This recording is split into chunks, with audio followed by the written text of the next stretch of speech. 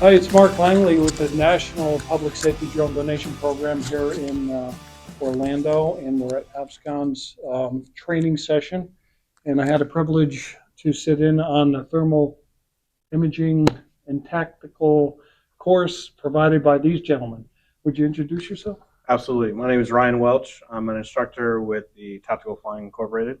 Handle mostly tactical flight officer training, as well as some IR theory. So you're actually, how long you been with the force? So I just currently am retired. So I just retired in January. I was with San Diego PD for 17 years. Okay, great. So you're not flying anymore? Not flying anymore. So just classes and things like that? Yes. Well, I appreciate your service. Appreciate that. Thank you. And then Steve? Yeah, my name is Steve Sharp. I work for a agency in Southern California, and I teach for Sharp UAS, which is my own company, but I was nice enough to be invited by Tactical Flying to come out here and participate in this class. It was an honor to help them out. So you're still serving in the PD? Yes, I am. Yeah. And tell us about your company, Sharp. We just do drone training for public safety, so fire and police departments, and we partnered up with Tactical Flying because these guys are some of the best in the business doing what they're doing.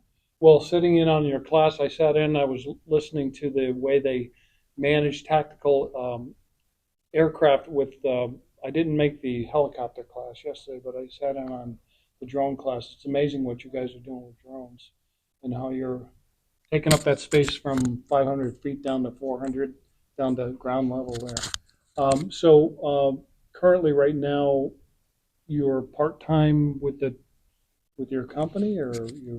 Yeah, because I work full time, I just I teach on the side part time, trying to just share what we're learning out in the field with real world experiences. So how many pilots do you have in your program? Our program has 10 Drone pilots. pilots? Yes. Excellent, excellent. And your how long has your program been going on? We started 2018 is kind of when it was formed, and it really got going by 2019. Technology's changing quick, isn't it? Yeah, it's some stuff's outdated already. Yeah, it is. Well, if it's on the shelf, we'll take it. And Absolutely. you're a pilot. You're a helicopter pilot. Yes, so I'm currently an active employee with the Police Department in Southern California. I'm a pilot and tactical flight officer and one of the TFO trainers and pilot trainers for the air unit. For the area. And then as a collateral duty, I've helped our department's drone unit get started, and I'm still technically on the books as a visual observer and a remote pilot with the unit.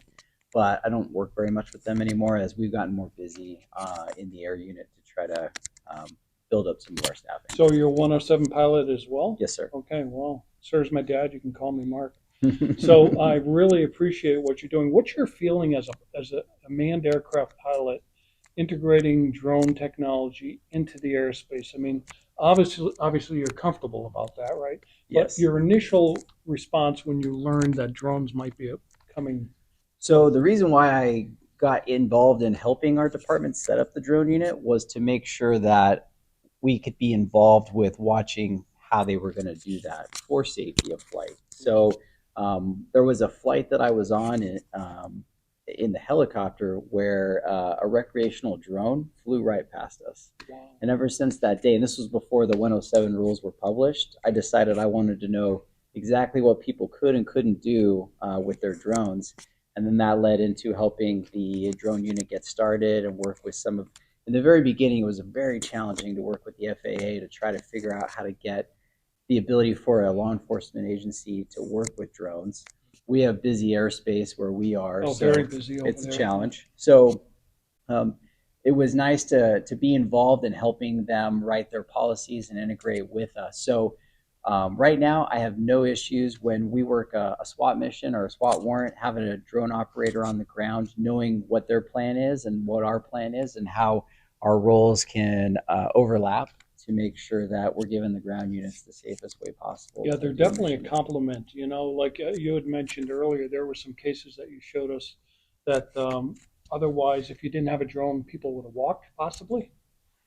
Yeah, I mean, there's times where normally they would have gotten away, but having that ability, because it's difficult, especially in the wee morning hours, 4 a.m. stuff. A lot of air units are not operating unless it's they're on standby, absolute Sure. critical. So you got to fill that gap with some type of aerial observation platform. Well, the examples that you showed today were very impressive. Now, you, Ryan, had made some comments about the thermal imaging and you know how advanced. The other gentleman who was here earlier about how the technology that these drones are carrying right now is very advanced. Absolutely. And like I said to the class, I think it's something that's going to be able to be a complementing team, basically, between the manned aircraft and the unmanned aircraft, especially with the way, de-escalation is coming into play. Exactly. Incidents are taking longer to come to a resolution, and obviously that's both for officer safety and safety of the citizens.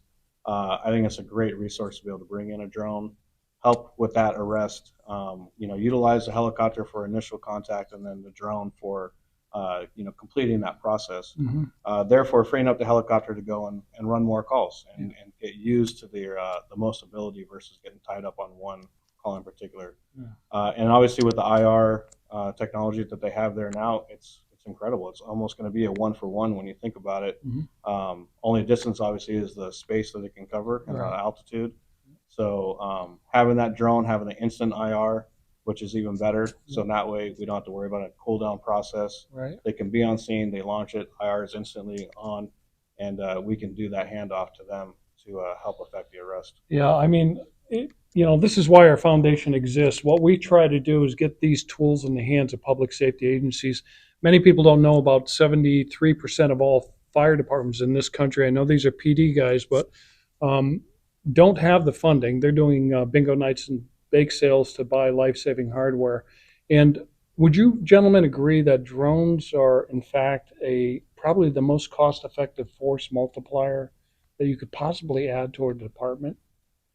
I think it'll definitely be an added advantage for An sure. advantage. Absolutely. And it's expendable. The lives of you guys want to go home to your families. You don't need to take a bullet or get hit because somebody didn't see around the corner. Right. Situational awareness is everything. Well, we can't thank you enough for your service, for all you do. So again, support what we're doing here. We're trying to help keep public safety workers like this safe, keep the community safe, and we know that drones can play a major role in that. So please consider making a donation to our foundation. If you have a drone that you're looking to purchase, contact us. Our partners will match best pricing, and we get like up to 10% of the net proceeds back. Plus, if you've got old drones on the shelf, why not donate them to us? We have well over 250 departments waiting for that type of asset. So please consider like, comment, and share on this video. Please support what we're doing. And again, next time you see an officer, thank them for what they're doing. They do some great work. These guys got a tough job. There's some bad people out there who would like to get away and ruin these guys' days. So let's help keep these guys safe. Appreciate all you're doing. Again, thank you, John. Thank you.